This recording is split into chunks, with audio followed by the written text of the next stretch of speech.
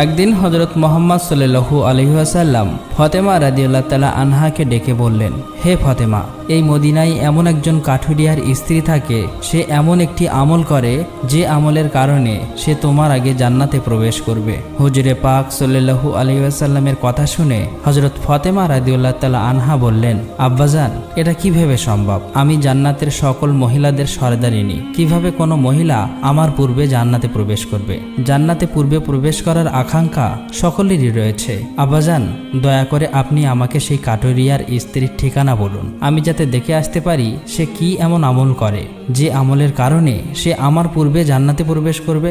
মুহাম্মদ সাল্লাল্লাহু আলাইহি ওয়াসাল্লাম তখন তাকে বললেন, ফাতেমা, আজকে তুমি বাড়ি ফিরে যাও, কিছুদিন পরে আমি তোমাকে ডেকে নেব এবং আমি তোমাকে সেই কাঠুরিয়ার স্ত্রীর ঠিকানা বলে দেব। হুজুরে পাক সাল্লাল্লাহু আলাইহি ওয়াসাল্লামের এই কথা শোনার পরে হযরত ফাতেমা রাদিয়াল্লাহু তাআলা আনহা বাড়ি ফিরে আসলেন।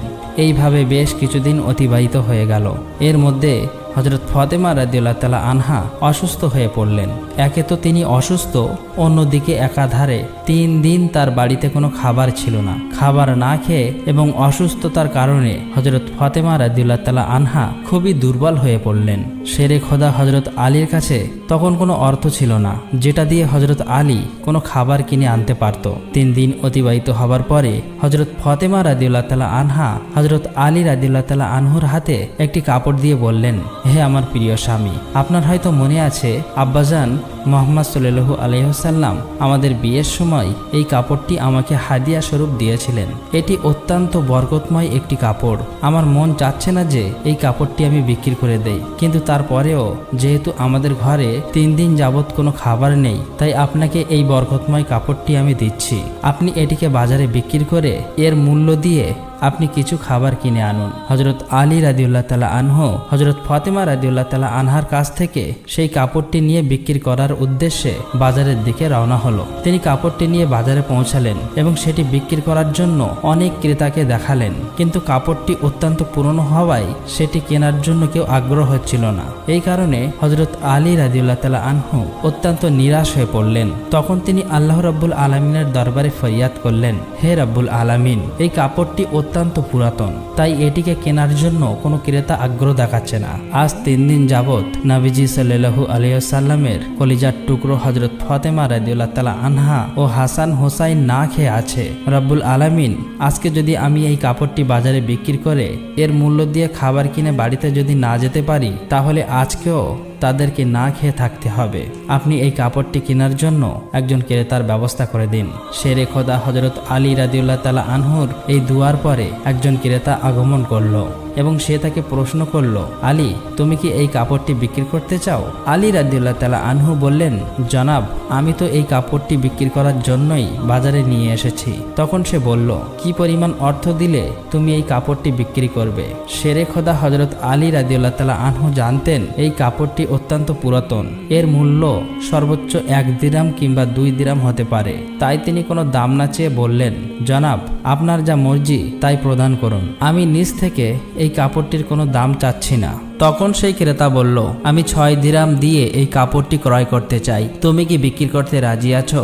হযরত আলী রাদিয়াল্লাহু তাআলা আনহা খুশির সাথে রাজি হয়ে গেলেন এবং বললেন, জনাব, আপনি আমাকে 6 দিরহাম দিয়ে এই কাপড়টি ক্রয় করতে পারেন। এরপর ক্রেতা হযরত আলী রাদিয়াল্লাহু তাআলাকে 6 দিরহাম দিল এবং হযরত আলী রাদিয়াল্লাহু তাআলা আনহু তাকে সেই কাপড়টি হস্তান্তর করলেন। ওদিকে আল্লাহ রাব্বুল আলামিনের একদল ফেরেশতা অন্য আরেকদল ফেরেশতাকে বলতে লাগলো, নবীজি সাল্লাল্লাহু আলাইহি ওয়াসাল্লামের সাহাবীরা অত্যন্ত দানশীল, তারা সুখে দুঃখে সর্ব অবস্থায় দান করে। ফেরেশতাদের এই কথা শুনে অপর একদল ফেরেশতা বলল, আল্লাহর নবীর সাহাবীরা দান করে এটা ঠিক কথা, কিন্তু তারা সুখে দুঃখে সবসময় দান করে না। তাদের হাতে যদি কিছু থাকে তাহলেই তারা দান করে এবং তাদের হাতে থাকা জিনিসটার প্রয়োজন যদি তাদের নিজেদের থাকে তখন তারা সেই জিনিসটি দান করে না। ফেরেশতাদের এই ঝগড়ার সমাধান করতে আল্লাহ রাব্বুল আলামিন তাদেরকে বললেন, হে আমার ফেরেশতা, তোমরা পরস্পরের মধ্যে ঝগড়া না করে এই বিষয়টি পরীক্ষা করার জন্য শেরে খোদা আলীর কাছে চলে যাও। সে 6 দিরহাম দিয়ে একটি কাপড় বিক্রি করেছে আর এই 6 দিরহাম তার অত্যন্ত প্রয়োজন। তোমরা আলীর কাছে সেই 6 দিরহাম দিরহাম চেয়ে দেখো সে তোমাদেরকে দেয় কিনা, আর এর মধ্যেই তোমাদের ঝগড়ার সমাধান হয়ে যাবে। আল্লাহ রাব্বুল আলামিনের পক্ষ থেকে এই নির্দেশ লাভের পরে একজন ফেরেশতা ফকির বেশে হযরত আলী রাদিয়াল্লাহু তাআলা আনহুর কাছে আগমন করলেন। শেরে খোদা হযরত আলী রাদিয়াল্লাহু তাআলা আনহু সেই 6 দিরহাম দিয়ে খাবার কিনতে যাচ্ছিলেন। ইতিমধ্যে ফকির বেশে সেই ফেরেশতা বললেন, হে আল্লাহর বান্দা, আমি কয়েকদিন যাবৎ না খেয়ে রয়েছি। দীর্ঘদিন না খেয়ে থাকার কারণে আমার শরীরে সামান্যতম নড়াচড়া করার শক্তি নেই। আমি আল্লাহর ওয়াস্তে তোমার কাছে কিছু ফরিয়াদ করছি। যদি তোমার কাছে কোনো অর্থ থাকে দয়া করে আমাকে সেগুলি দান করো, যাতে সেই অর্থ দিয়ে আমি খাবার কিনতে পারি এবং আমার ক্ষুধার জ্বালা নিবারণ করতে পারি। ফকিরের এই প্রার্থনা শুনে হযরত আলী রাদিয়াল্লাহু তাআলা আনহু ভাবতে লাগলেন, হে আল্লাহ, আজ 3 দিন যাবৎ আমার স্ত্রী ও সন্তানেরা না খেয়ে রয়েছে। 3 দিন পরে আমার স্ত্রী ফাতেমা আমাকে একটি কাপড় বিক্রি করতে দিলেন। বলা ছিল সেই কাপড় বিক্রি করে তার অর্থ দিয়ে আমি তাদের জন্য কিছু খাবার কিনে নিয়ে যাব। কিন্তু এখন আল্লাহর এক অসহায় বান্দা আমার কাছে ভিক্ষা প্রার্থনা করছে। এখন আমি কি করব? আমি কি আমার স্ত্রী ও সন্তানদের জন্য খাবার কিনে নিয়ে যাব, নাকি এই ভিক্ষুকদের দান করে দেব? সর্বশেষে তিনি সিদ্ধান্ত নিলেন যে এই অর্থগুলি ভিক্ষুকে দান করে দেবেন।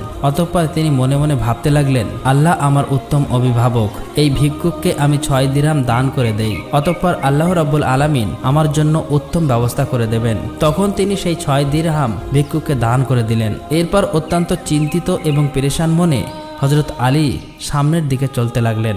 ইতিমধ্যে দেখা গেল এক ব্যক্তি হযরত আলী রাদিয়াল্লাহু তাআলা আনহুর কাছে একটি লাল ঘোড়া নিয়ে আসলো এবং সে তাকে বলল, হে শেরে খোদা আলী, আপনি কি আমার কাছ থেকে এই লাল ঘোড়াটি কিনতে চাচ্ছেন? তখন হযরত আলী রাদিয়াল্লাহু তাআলা আনহু বললেন, ভাই, আমি কিভাবে এই ঘোড়াটি আপনার কাছ থেকে কিনবো? আমার হাতে তো কোনো অর্থ নেই। তখন সেই ব্যক্তি বলল, হে শেরে খোদা হযরত আলী, আমি বাকিতে আপনার কাছে এই ঘোড়াটি বিক্রি করব। আপনি এই ঘোড়াটি নিয়ে ব্যবসা করুন, এরপর ব্যবসায় লাভ হলে আমার মূল্য আমাকে চুকিয়ে দেবেন। হযরত আলী রাদিয়াল্লাহু তাআলা আনহু তখন ভাবলেন, যেহেতু বাকিতে তিনি আমাকে এই ঘোড়াটি বিক্রি করতে চাইছে, তাহলে তা নিতে আমার সমস্যা কোথায়? অতঃপর হযরত আলী রাদিয়াল্লাহু তাআলা আনহু বললেন, আপনি কত দিরহামের বিনিময়ে এই ঘোড়াটি বিক্রি করবেন? সেই ব্যক্তিটি বললেন, আমি 100 দিরহামের বিনিময়ে এই ঘোড়াটি আপনার কাছে বিক্রি করলাম। হযরত আলী রাদিয়াল্লাহু তাআলা আনহু সেই ঘোড়াটি 100 দিরহামের বিনিময়ে তার কাছ থেকে কিনে নিল। এরপর ঘোড়াটি বিক্রি করার জন্য বাজারে নিয়ে গেল। হযরত আলী রাদিয়াল্লাহু তাআলা আনহু যখন সেই ঘোড়াটি বিক্রি করার জন্য